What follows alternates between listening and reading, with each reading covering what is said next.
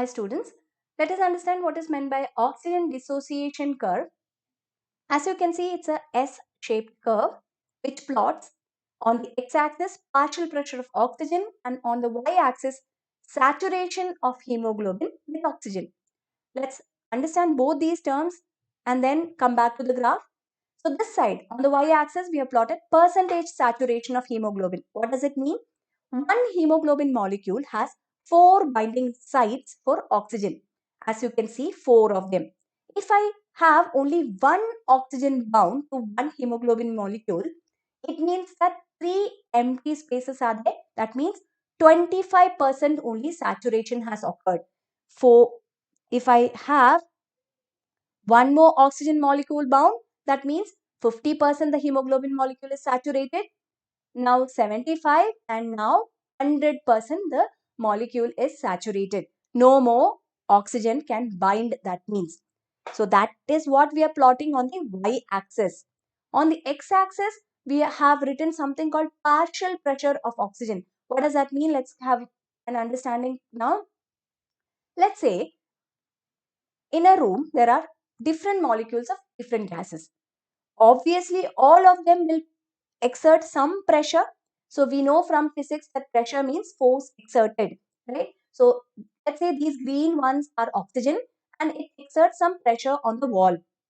The same way, carbon dioxide also exerts, nitrogen also exerts, and so on. All the gases would exert some pressure.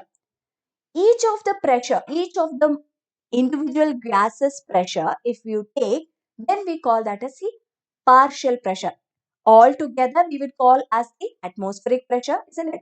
Atmospheric pressure of the room, atmospheric pressure outside, whatever. Now I'm not bothered about the entire pressure. I'm just worried about pressure exerted by only these green molecules, that is my oxygen molecules only. In that case, that is called as the partial pressure of oxygen. In other words, it is pressure contributed by individual gas, in this case oxygen, in a mixture of gases. I hope that is clear.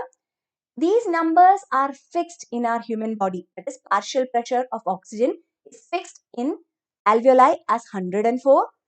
Oxygenated blood, it is 95. Deoxygenated blood, it is 40. And tissues, it is 40. These fixed numbers we are going to plot in this graph here.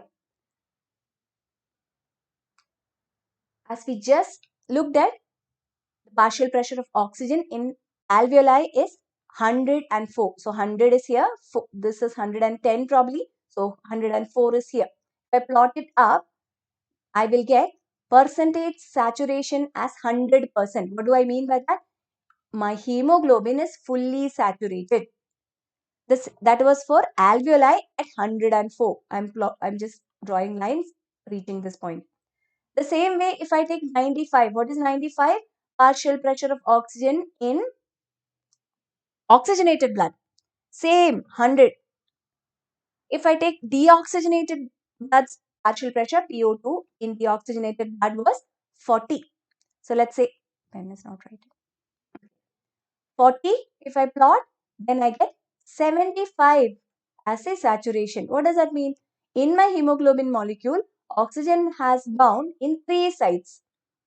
One site is empty. Out of 100, 3. That is, out of 4 sites, 3 are bound, giving you 75%. So this is 75% saturated. That is what this graph is. Now, one more thing that you should know about this graph is, at 0 as the partial pressure, no binding. Here, PO2 is 0. Binding of hemoglobin is also 0. As we increase the partial pressure, binding increases steadily. At one point, that is partial pressure 20, till partial pressure 40, you can see an exponential rise. Here from 0 to 20, it is somewhat a slow rise. From 20 to 40, it is a steep rise, like so, right? This is called as cooperative binding, which we are not covering at this grade. However, if you get this question, why is oxygen dissociation curve S-shaped? You're starting with that point. We come back to that. The point was cooperative binding. Clear? So what all we learned till now? We have learned oxygen dissociation curve. What are we plotting? In x-axis we are plotting partial pressure of oxygen. In y-axis we are plotting percentage saturation of hemoglobin. Is it 100%? Is it 50%? Is it 0%? Whatever. Done? Okay. We should also know this table. Only then you can obviously plot that graph.